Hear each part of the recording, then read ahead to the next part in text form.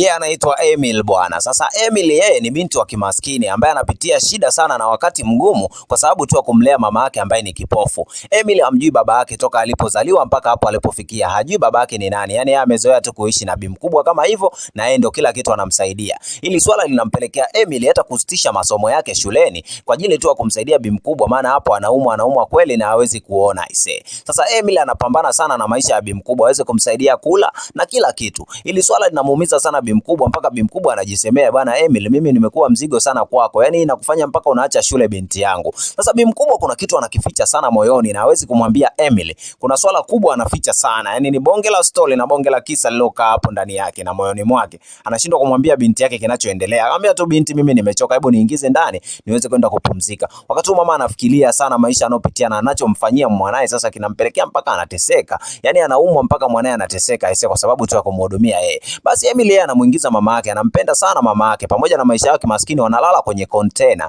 Yaani container hilo limechongwa hapo, limewekwa na mlango, basi wao ndo wanapoweza kuishi humo. Emil ndio maisha anayopitia. Sasa tukija upande wa pili bwana, tunakuja Ikulu. Huku ni jumba la kifalme. Wakati huo wafanyakazi kama wote wametoka nje, wanasubiria ujio wa mfalme leo. Wakati huo kunaingia mindinga ya ukweli ikiwa amebeba watu wa hadhi za hali ya juu.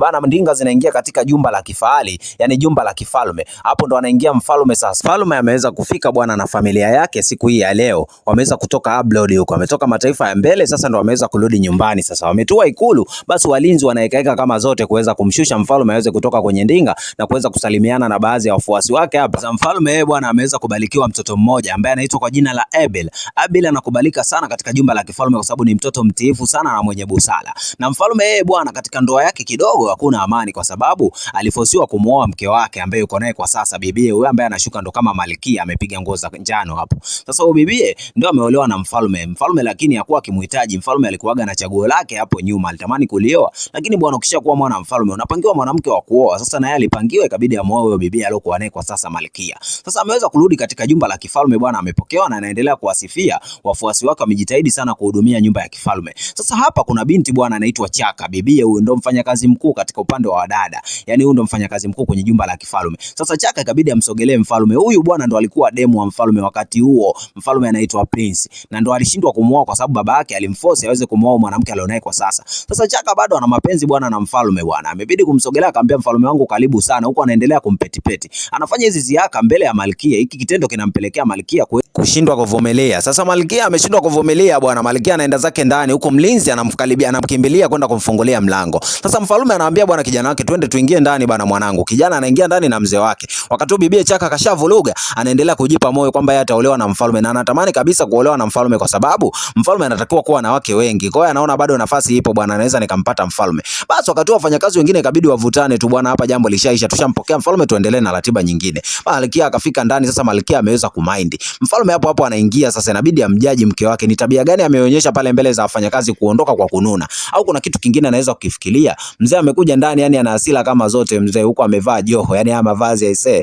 ili ni vazi mateso. Bwana sasa mfalme amefika, ndo anamwambia bi mkubwa, bwana sasa imekuaje? Yani umeondokaje na zile tabia? Mbona kama unitaki na utaki kuishi na mimi? Yani kama ni mtu ambaye una ndoto za kwenda kuishi na mtu mwingine, mbona uwezi kuniambia? Bora unifungukie. Bi mkubwa anambia, wewe kuelewa na ukuona kilichoendelea pale, unajifanya wewe uelewe, kwa hiyo kila muda unajivutia kwako. Sasa hapa kuna mvutano katika hii familia kwa sababu wao walifosiana kuoana. Sasa wamefosiwa kuoana, walikuwa wapendani. Ila siku zilizozidi kwenda mpaka wamezaa bwana, bi mkubwa anampenda mzee, lakini mzee bado VCIC hana, bado anamuwaza Chaka. Sio, unaelewa? Kwa hiyo hili linamuumiza sana bi mkubwa. Bi mkubwa anasusa, anatoka. Sasa angalia bwana goma linavyozidi kwenda. Bi mkubwa ametoka ndani, muda huo aise, kwani imechukua muda, anaingia bibie Chaka aise. Yani bibie Chaka achipwende, anahakikisha kabisa mimi naolewa na mfalme. Yani raundi hii lazima niteke moyo wa mfalme, yani mfalme lazima awe wa kwangu. Bibie Chaka aise, yani halembi. Sasa wakati mfalme amekaa zake kwenye kiti, stress kama zote, anawaza huku na kule.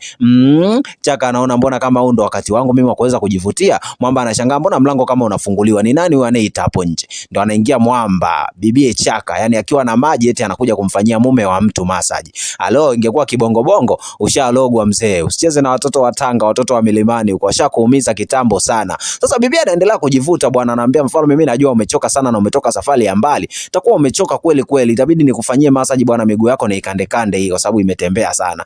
Sio, unaelewa? Basi anachukua miguu, anaendelea kumfanyia mzee massage. Na hivi ndio vitu mfalme anavipenda. Na mambo mke wake pia amfanyiagi sometimes. Unajua upendo wa ukuepo, hao watu walifosiwa sana kuweza kuoana wakati huo ikabidi tu waweze kufunga ndoa ile kimchongo mchongo, maisha mengine yaweze kuendelea. Sasa hili swala bibie Chaka ndo analisafiria ili kwamba mimi nawajibika kama mwanamke yani kwenye familia mpaka mume anipende. Na mwamba kweli anampenda, anaambia ujue hivi vitu mimi sijawahi kuvipata kitambo kweli Chaka, yani nimevimisi kinoma noma. Chaka anaambia umevipata na nitafanya hivi kwa ajili yako mfalme wangu.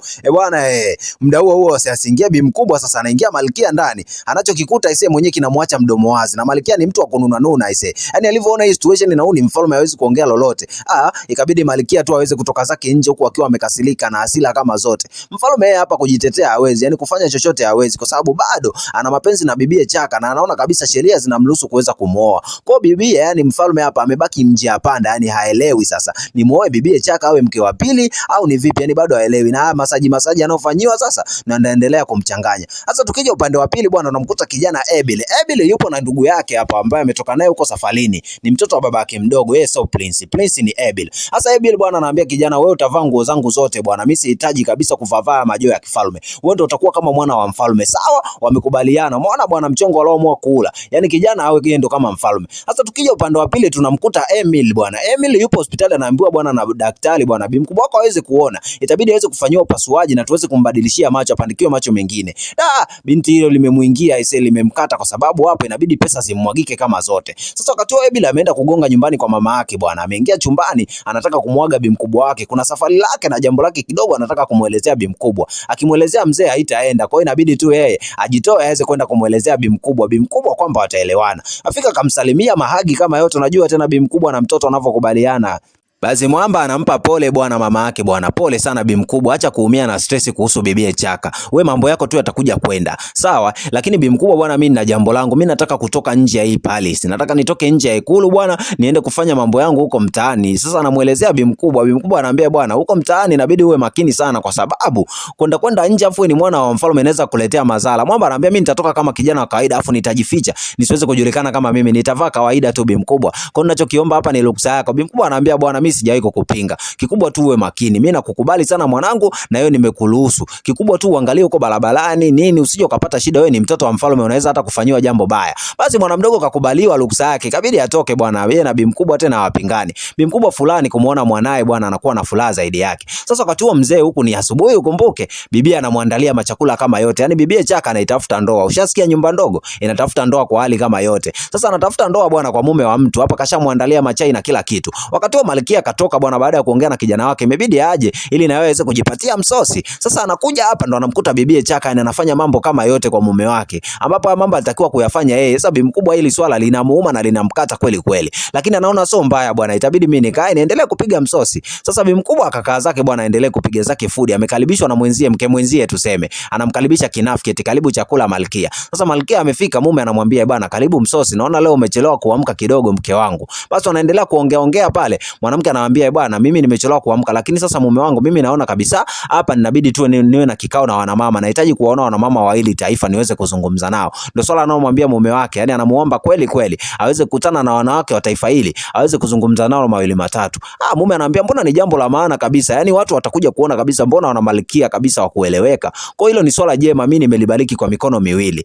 Bana bibie Chaka yupo kwa pembeni ni mchokozi mkorofi, lakini bi mkubwa akaona papa akaambia bana, mimi nataka kula. Sasa Chaka inabidi ukaniletee maji. Mimi nahitaji maji ya kunawa. Chaka bwana, kwa dharau wewe mke mwenzangu unanitomaje? Ikabidi aweze kuita eti na yeye mfanyakazi, kwa sababu si mfanyakazi mkuu. Akaita kijakazi kingine. Sasa kimekuja kijakazi kingine pale, sikia Chaka maneno anayotaka kuyasema. Yaani umetumwa atuma mtu mwingine, anaambia Malkia anataka maji, hebu kamletee maji aweze kuosha mikono. Malkia anamwambia bwana, mimi sijatuma mtu mwingine yoyote, nimeweza kukutuma wewe. Wewe ndo nataka ukaniletee maji na hii ni amri. Sawa? Wewe ndo kaniletee maji. Usiniletee masuala ya kijinga kati mimi ni Malkia wako. Anamvimbia bwana. Yaani Malkia wewe mke mwenzangu mimi siendi.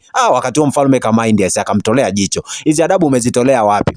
Kabidi aseme tu sawa mfalme wangu, itabidi niende. Bana bi mkubwa hili swala linamuumiza sana. Yaani huyu inakuwaje tunavutana wakati yeye sio mke hapa ndani? Kwa nini anakuwa na mamlaka kama yote wakati ni kijakazi na tumejimwajili kama kijakazi? Bi mkubwa ana mind mpaka anavolingata epo. Yaani anachukua epo analingata kwa hasira kali mpaka mume anaelewa hapa bi mkubwa kashakichafua hapa. Yaani huyu mwamba amemind Ona bi mkubwa kitu anachokifanya. Yaani hasira anazimalizia kwenye epo. Alo, so mchezo aisee. Yani huyu akimshika huyu bibie Chaka siku moja, bibie Chaka kitakuja kumponza hiki kitu cha kugombania wanaume za watu. Sasa upande wa pili bwana, bibie Emily ndo anatoka zake bwana hospitali, anapita na bi mkubwa wake, wako sawa mtaani sana, anatoka hospitali hawana hata hela nauli. Wakati huo Prince ametokea naye yupo mitaa hiyo hiyo, anaendelea kulandalanda akiwa amevaa nguo za kawaida, hakuna yoyote anaweza kumjua ni mfalme. Mara bibia akaanguka, mama yake na Emily kaenda chini, Prince akaenda kusaidia bwana, unajua ana leo nzuri, akamwambia bwana mama pole, amka ise, ni jambo gani linakusumbua? Pole sana bi mkubwa. Akawasaidia wote kwa pamoja, akampa bi mkubwa na lungu lake, bwana bi mkubwa pole, mnatoka wapi na mnaenda wapi? Anambia bwana tunatoka hospitali na tunaelekea nyumbani.